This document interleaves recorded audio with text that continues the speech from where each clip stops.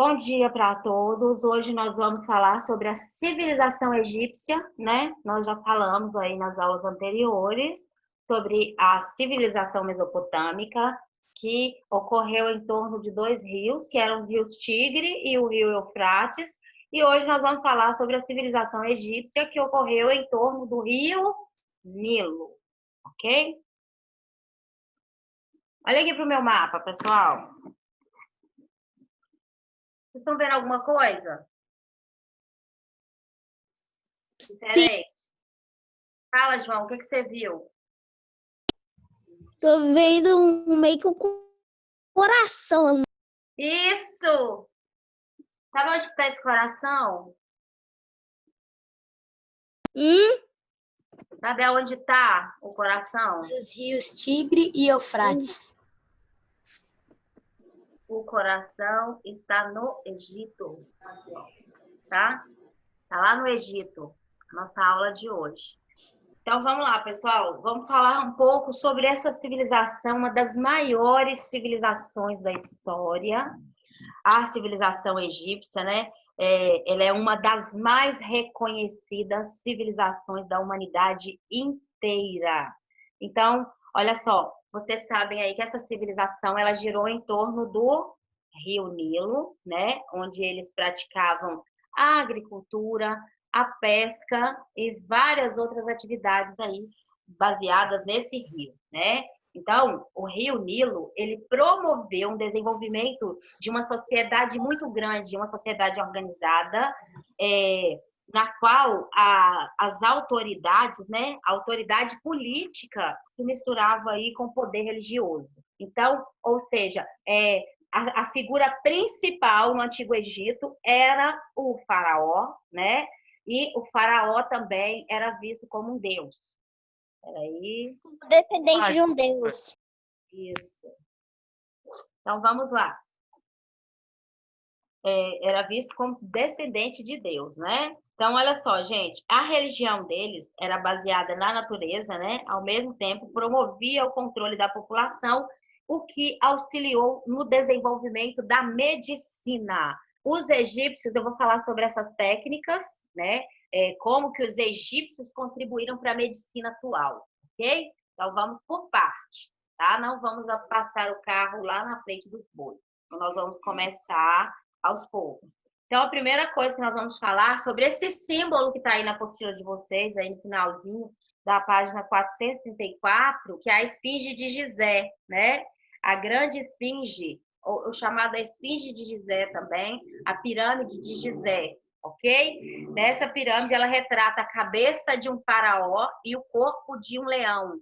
Essa imagem é o símbolo da civilização egípcia, ok? Então, nós estamos iniciando aí com essa imagem. Então, vamos lá, pessoal. Olha só. Vocês sabem, né, que durante milhares e milhares de anos, aí em torno do Rio Nilo, né, existiam povos, caçadores e coletores, como em qualquer parte da antiguidade, dos povos antigos, né? Há mais de 11 mil anos atrás, 12 mil anos atrás. Então, existiam esses povos aí. Eles eram nômades, né? Então, esses povos, né, esses que se desenvolveram aí em volta do Rio Nilo, eles passaram do nomadismo para o sedentarismo, né? Eles começaram a se fixar nesses locais. Então, olha só. Vou colocar todo mundo aqui no mudo, peraí só um minuto.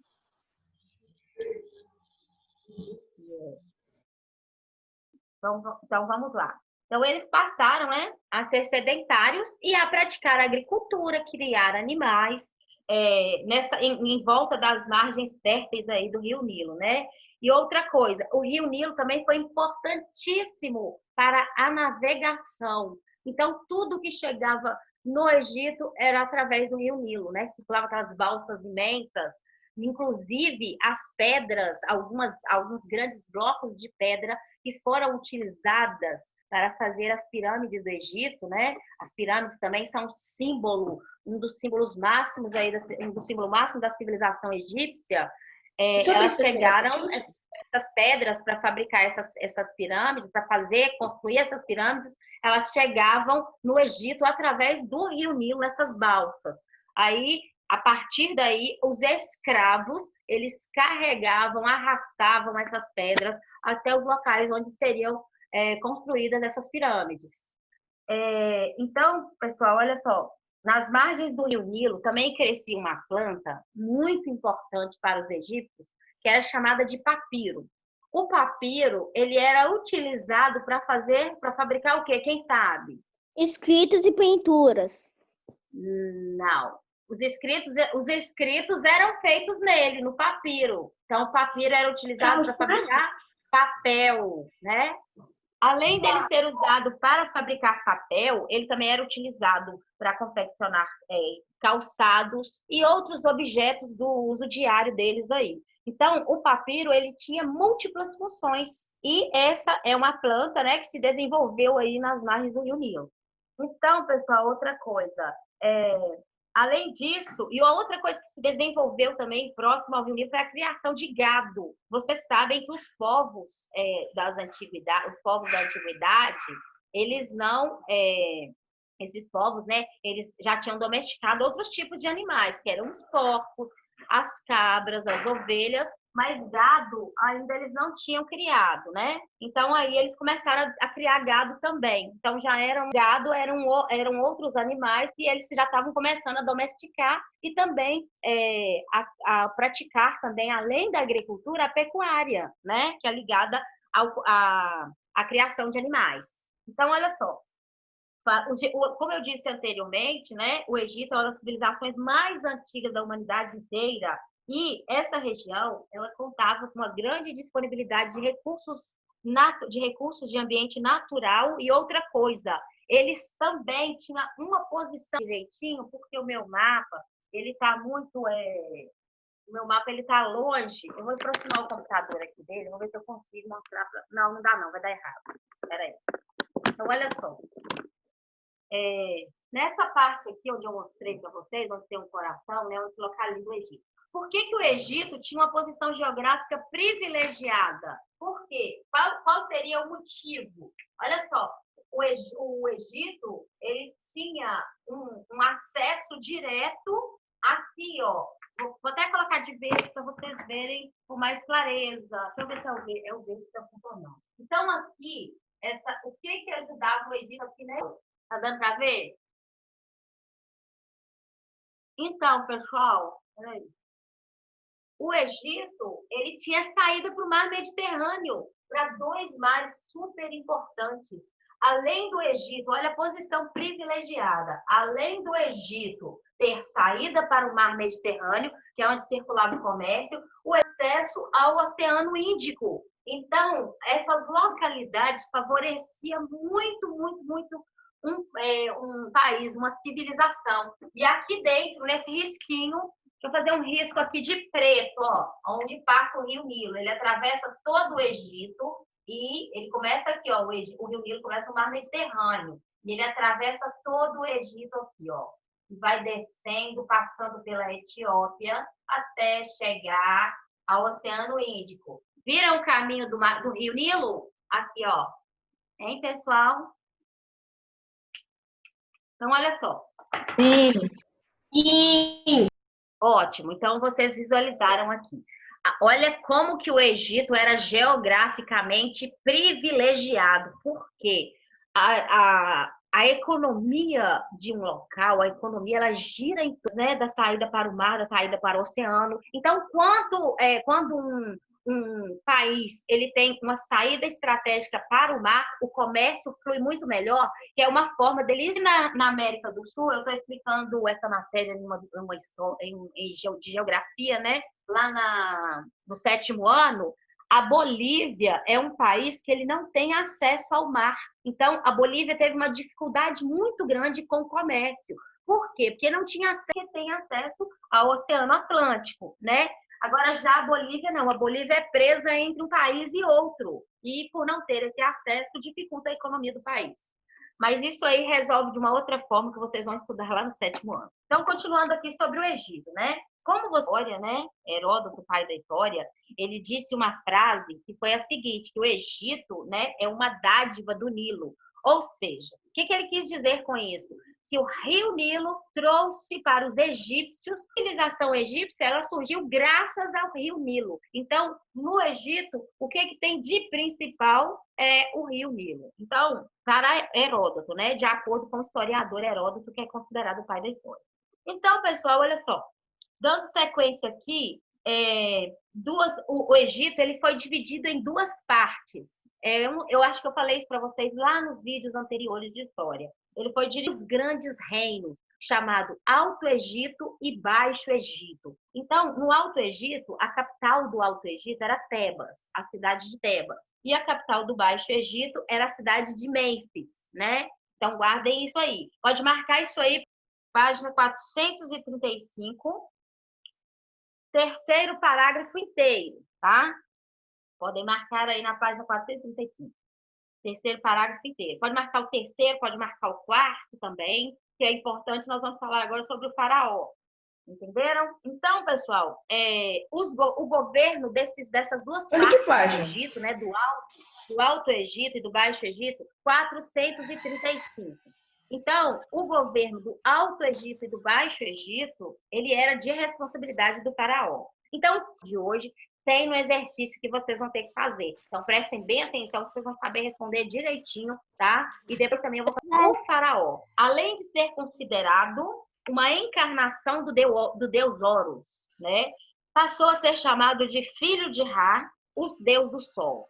Único proprietário das terras e da riqueza. O Deus vivo, um rei e um Deus vivo. Olha a figura do faraó, a importância do faraó, né? Então, o faraó tinha muito poder concentrado na mão dele. E ele era... gente, por favor, mudem esse...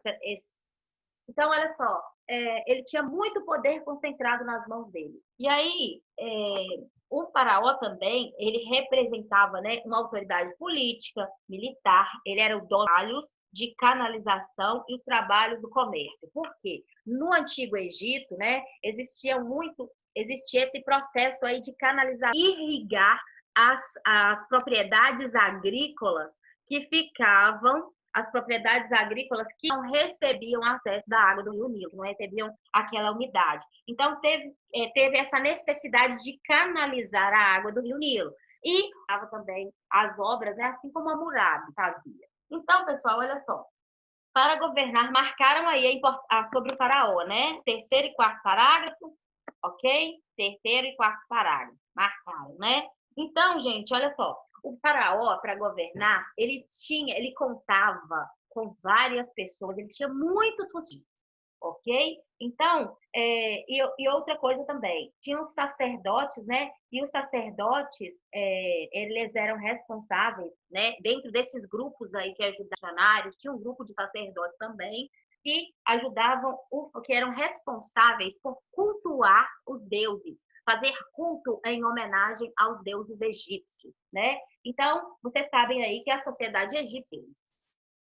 Então, eles também se dedicavam, né, à ciência, dominavam o sistema de escrita. Esse sistema de escrita esse sistema era escrito nos papiros que eu falei, naqueles papéis enroladinhos, né? Eles não dessa forma enrolados e tudo. E essa escrita era dada através de símbolos. E outra coisa, para trabalhar para o faraó, tinha que saber ler e escrever também, ok?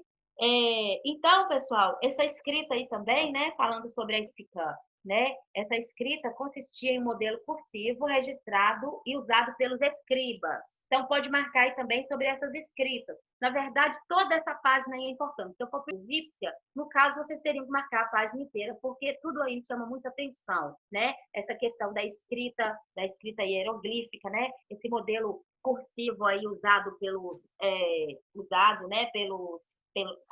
escribas, né? Então, olha só, um requisito para trabalhar para o faraó. Então, tinha que saber ler e escrever, ok? Ô, professora, então, para marcar isso aqui tudo? O quê? Para marcar isso aqui tudo? É tudo importante. Essa página aqui inteira? Marca texto para marcar isso tudo, não. Mas coloca só uma chavinha e escreve assim, ó, é importante, Sandy. Não, você vai secar seu marca-texto. Então, vamos lá. Então, pessoal, olha só. O faraó criou umas escolas chamadas casas de vida, né? Casas da vida. E nessas casas da vida, os professores ensinavam a escrita hieroglífica, né? Eles assinavam hieroglífico e hierático por meio de cópias de textos, de cálculos matemáticos. Então, eles usavam essa escrita para representar tudo, né? Os cálculos, textos mais antigos, todos eram utilizados, eram escritos aí através desse processo de escrita chamado hieroglífico ou hierática, né? Então, e uma outra coisa, terminada a formação, quando a pessoa se formava nessas casas da vida, o jovem escriba poderia ocupar postos na administração nas províncias ou na capital, ou ainda poderia até se tornar um sacerdote, né? Nas escolas do tempo. Então, os faraós, eles investiam nessas escolas, né? Que ele queria ao redor dele pessoas qualificadas, pessoas capazes para desenvolver muito na educação. Então, aqueles estudantes para serem escribas, né? Primeiro eles estudavam nas casas da vida, praticavam, trabalhavam como escribas, e os escribas eles podiam se tornar um sacerdote, difundir a religião egípcia, né? Que essa era a responsabilidade do sacerdote, e a responsabilidade dele, cultos aos deuses, que era um cargo mais alto, e esses estudantes também poderiam se tornar astrônomo, arquiteto, então eles tinham chance de crescer. Então aí, pessoal, olha só, com base aí na realidade em que viviam, né, sobretudo de diferentes maneiras. Pode virar aí para a página 436, por favor. Então, eles representavam os deuses de diversas maneiras. Inclusive, essa pedra aí tem na atividade de hoje. Quem já acessou a atividade de hoje já viu a imagem dessa pedra, é chamada de Pedra de Roseta. Agora nós vamos para Roseta, ok? Então, vamos lá. Então, falando ainda sobre as pinturas egípcias, né? As pinturas egípcias, elas apresentam como que elas eram representando com a cabeça de um animal, por exemplo, né? Aí a gente via aqui, eles desenham a pintura egípcia, na civilização egípcia, muitas imagens assim, elas foram retratadas, né? Tinha a lenda do Minotauro, que é o corpo de um cavalo, né? Com a cabeça de um homem, é isso? Então, olha só, era mais ou menos assim, ó. Aí, daqui para cima, ele tinha o corpo, tá vendo? A arte egípcia ela era representada dessa forma. E aqui, ó, é como se fosse o rosto de um ser humano, ó. É engraçado, não tá? Viram isso aqui? Então, olha só, eles faziam, não era só isso não, misturar os animais, né? Retratando animais, uma parte a metade de animais, animais com animais também. E também você Igual, por exemplo, aqui tinha o início de um peixe, né? Eles retratavam as imagens dessa forma. O início de um peixe e o final do peixe aqui, ó, era uma mistura do peixe com a cobra, ó. Viram?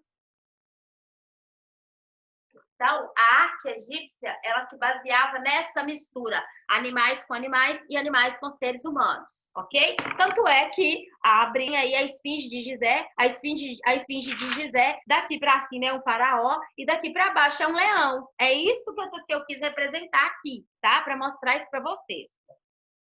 Então, a Pedra de Roseta, né? Um importante exemplo desse suporte gráfico é a Pedra de Roseta, para vocês verem como que eles representavam mitos ou lendas para explicar fenômenos da natureza. E outra coisa também, havia também, né, nos papiros, escritos no papiro, eles registravam escritos antigos, né, faziam essas formas de desenho, e também existiam então, ou seja, eles não escreviam só nos papiros, eles escreviam também em pedras. Vocês viram lá no reino de Hammurabi, que o Hammurabi ele fez cilindros lá no Jardim dos Templos da Babilônia? Lembram disso? Então, para demonstrar a importância da comunicação através da escrita. E aí, os egípcios não eram diferentes. Então, eles não escreviam, eles não desenvolviam escritas em outros objetos também, que é o caso dessa pedra aí, onde eles... Olha só, vamos entender sobre essa pedra. O que era essa pedra? As inscrições. Entre elas, as estrelas. O que eram estrelas? Né? As estrelas do céu, não. As estrelas. Grandes blocos de pedra. Então, olha só, um importante exemplo desse suporte gráfico é a pedra de Roseta. A pedra de uma estrela, ou seja, o fragmento de uma pedra. Não é a estrela do céu, é uma pedra. Então, na pedra de Roseta, né, ela mede cerca de 114 centímetros, aproximadamente, né, 3/4 de tonelada. Então, o que são 3/4 de tonelada? Deve ser aí uns 750 quilos, né? Uns 750 quilos. Então, essa pedra está gravada com 3 formas de escrita. Pode marcar todo esse parágrafo aí que explica o que é. Uma delas é o grego, a outra é a hieroglífica, a outra é a hieroglífica e a outra forma de escrita é a demótica, né? Que é o sistema de registro popular aí. É a demótica. Então, essa escrita demótica é mais popular, ok? Uma forma de escrita que abrangia um grande número de pessoas. Então, esses 3 tipos de escrita eram retratados na pedra de Roseta. A hieroglífica, a grega, né? A escrita grega e a demótica. Então, vamos agora para a religiosidade. Lá na página 437, nós só temos 9 minutos aí para a gente encerrar isso aí. O processo de mumificação. Eu tenho uma história interessante para contar aqui para vocês sobre Sete e Osíris, tá? Então, vamos lá. Vamos lá. Espera só um minuto. Então, olha só, na religiosidade, vocês já sabem que eles eram politeístas, né? Eles eram responsáveis, né, por conduzir os rituais aos deuses. Isso aí também vocês já sabem, né? Eles eram responsáveis por isso. Destinadas para fazer os templos, né, de homenagem aos deuses, os templos para falar sobre os deuses. Hoje nós não temos a igreja para falar de Deus, né? Grandes templos foram construídos para cultuar esses deuses. Como tem um exemplo aí do Templo de Karnak na cidade. Essas aí, só que essa foto aí são das ruínas, daquilo. Ruína é aquilo que sobrou de um templo. Então, são as ruínas do Templo de Karnak, que foi muito importante para a sua religião, né? Então, vivendo em uma sociedade politeísta, os egípcios acreditavam em vários deuses, né? E alguns deles eram comuns a um território todo. Então, os deuses, tinha deus que só aquela regiãozinha ali que acreditava naquele deus, e tinha os deuses também, que caso desses 3 aí, o Horus, o deus Horus, a deusa Ísis e o Osíris, tá? O Osíris. Vou contar para vocês aí a história de Osíris e seu irmão Sete. Então, pessoal, inspirados nos mitos, né, os povos da religião acreditavam que Osíris teria sido rei no Egito. Então, Osíris era o rei do Egito. Só que ele tinha um irmão chamado Sete, que era muito o trono, e ele queria tomar o trono de Osíris a qualquer custo. Ele era muito invejoso. Então, o que ele fez? Olha só o que o Sete fez. Ele mandou organizar, né?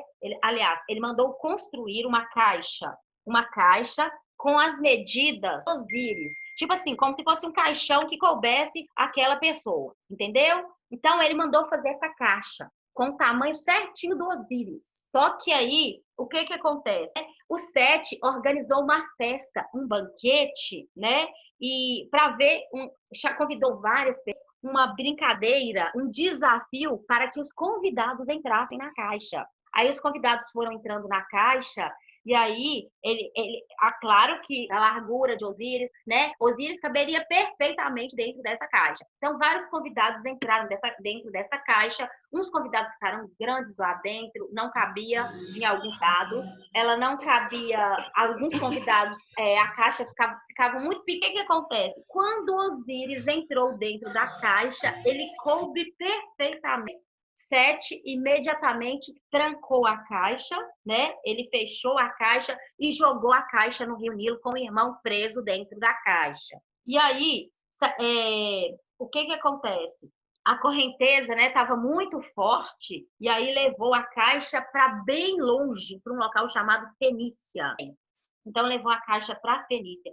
E aí a mulher de Osíris, né, que é a deusa Íris, ela foi até a Fenícia, ela achou o corpo do marido, né? Ela trouxe dito. Então, sabendo disso, o Sete, sabendo que a Ísis tinha encontrado o corpo do marido, o que que o Sete fez? O Sete deu um jeito, né, de roubar o corpo do irmão. Mais uma vez ele fez o corpo de Osíris em vários pedaços e espalhou os pedaços do corpo de Osíris por todo o Egito. E aí surgiu, né? A Ísis saiu em busca, a Ísis ficou desesperada, que era a mulher de Osíris, e saiu em busca, juntando cada pedacinho do corpo do marido dela. E aí aconteceu o processo de mumificação para trazê-lo de volta à vida. Isso, gente, é uma lei dos deuses principais, que é o caso de Osíris e Ísis, né? Então, segundo o mito, Osíris foi o primeiro homem a ser mumificação. Ele é muito importante no Antigo Egito. Então, oh meu Deus, que barulho é esse que eu vejo? Professor, Então, olha só, Osíris foi o primeiro homem a ser mumificado. Guardem isso aí, a ter esse processo de mumificação, né? Então, ação do corpo, possibilitando a ressurreição da vida eterna. Assim, todos os mortos deveriam passar por esse ritual para que a imortalidade fosse alcançada, para que eles se tornassem imortais, todas as pessoas que morriam, do mesmo modo que havia acontecido com esse deus Osíris. E aí, pessoal, lá na página de trás, está falando, na página 438, vamos falar rapidinho aí nesse tempo que nos resta, sobre o processo antigo, como que procedia a morte no Egito Antigo. Então, vocês já sabem desse processo de mumificação.